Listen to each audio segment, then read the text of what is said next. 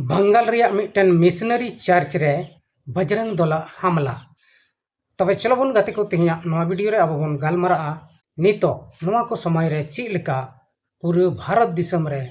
Church rain हड़ को से चर्च भितरी रे बलो कते हिंदू धर्म रेन से बजरंग दल को मेता को कान उनको उका लका ओडे को प्रताड़ित को उनको क्रिश्चियन हड़ और उनको को दाले को तोले को और उनको जहाँ शांति सभा तहन कान तको शांति पूर्वक को उनको को मीटिंग कना से शांति पूर्वक उनको को आराधना एदा पूजो पाठ दा को ओना को भांगे तकवा। तबे गति को दिलाबुन नवा वीडियो गे अब तेही नवा वीडियो रे बन गालमारा और ओकारिया कना ओना हबन गालमारा।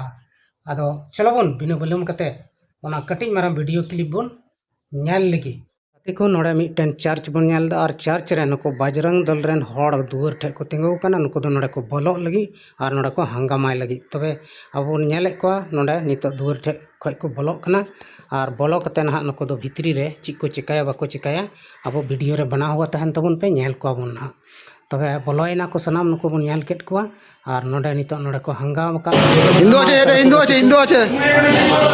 नोडे बन नेलेत को नोडे नोआ चर्च जहाँ चला कान थे गिरजे ओना हो बंदोयना और बाहर रे उडुक कते नोडे को गालमाराव किदा गालमाराव मुचितना और नको दो अपान अपिन को चलावेना हानते नाते ओड़ा। तबे गति को सनाम को गे सगुन जोहार मसीदा ऑफिशियल यूट्यूब चैनल रे आपे सनाम को सगुन दराम। तबे तेहिं नोआ वीडियो क्लिप रे अब बन नेल के को मिटन बजरंग दल उनको दो ओका लेका ओना चर्च भितरी को बोलोयना और ओंडे को गिरजे कान थेन से ओंडे को बिनती कान तहन उनको हड़ उनको क्रिश्चियन सोसाइटी रेन हड़ ईश्वर को देवा सेवावाय कान तहन उनको होका लेका को उनको शांति को भंग के तकवा और उनको अशांति के को माने उनको जहाँ पूजा पाठ आराधना हुई कान तहना ओना अड़िस कते हल्ला कते हानते नाते और छिंग छतुर कते को बंदक अचोके को। आदो गाते को उनको मेन दो उनको बजरंग दल मेन दो कना जे नोड़े धर्म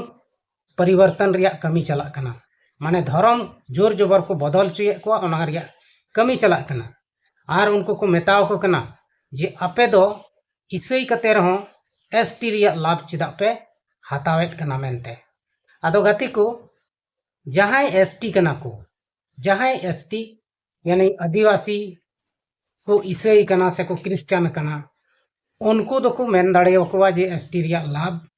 आपे पे हतावदा से चिकायदा फलानदा चिलानदा और जहाँ एसटी की को बांग कना उनको दो नवा मेन दो उचित दो बांग कना।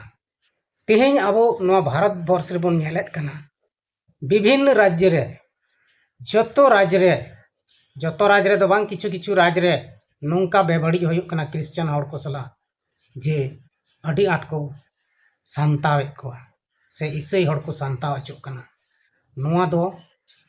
अडी बड़ी होयुक। तबे गाते को नोआ जहाँ वीडियो क्लिप बन नेल के नोआ दो बर्धमान जिला रिया जामुड़िया जायगा रिया कना पश्चिम बंगाल रिया बर्धमान जिला और जगह दो कना जामुड़िया ओंडे गे उनको आराधनाए थेन को से को बिनती भक्ति थेना उन समय गे उनको बजरंग दल रेन सेन कते उनको ओंडे को लड़ाई झगड़ा को एहब किदा और उनको जहाँ पंथा तहलना जहाँ ईश्वर देवा सेवा रिया कमी तहलना ओना दो को बड़ी के तकवा। आदो चीम मेना कति को नुकु दो बेबुज मनवा कना को नुकुआ अंतर रे से नुकुआ हड़मो रे दो लुसीफेर शैताने बोलवा कना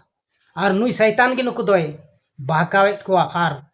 मानव रिया जहाँ मानवता तहन कान ओना दोय अचो गिडी कता को कना और उनको दो मानव खोय दानव बनावे को और ओना तगे ईश्वर रेन हड़ जहां को तहन का उनको दो को परेशान चबायत को। तबे गाते को सरीगी नो दो अडी बड़ी होयुक कना अब बन नेलेत कना अडी गान जायगा रे नेतार दो नोंका गे होयुक कना आदिवासी हो संताल हो से हिंदू ईसाई हो सनाम गे को परेशान चबाव का को और नोंका को परेशान को जे मेनते उनको मजबूर को जे आकुआ मारी होराते रुवाड़ लगे। आदो गाते को सनाम कोठेन नोआ गे नेहर में ईश्वर जहां बन बड़ाई का दे उनको लगी मा ठीक गे जे ईश्वर कालका देवा सेवा जरूर कना मेनते मेनखान जहां हर ईश्वर बखरा बाबन बड़ाई कदा उनको मतो नितो पूरा को परेशान चाबा हका को आदो नुआ गे आपे सनाम नेनेलिया बया मिश्रा को ठन नेहर मेना जहां गे जहाटा धर्म रे मेना बोन ओनार दो कोई दिक्कत बनुआ वीडियो पे नेले कान तबन खान आपे कटी नुको जहां बेबड़ी को कमिए कान हर को दायावा को पे उनको लगी कोई बिनती पे जेमन उनको अकील ज्ञान है को और भाग्य ज्ञान है को ते उनको दो अकुआ घरों से अकुआ आसपास रेन हर सला सुलूक और शांति तको ताहे दाड़िया मा नुआ गे ईश्वर बाबा ठन नेहर बिनती मेना और आपे को सनाम हो नोंका गे पे नेहर बिनतिया और नुको बाको बुझे कान मानवा जहां दो इसे हर को बड़ी को से इसे हर को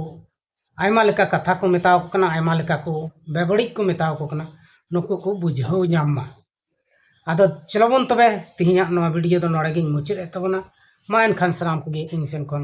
मुचाद जोहार।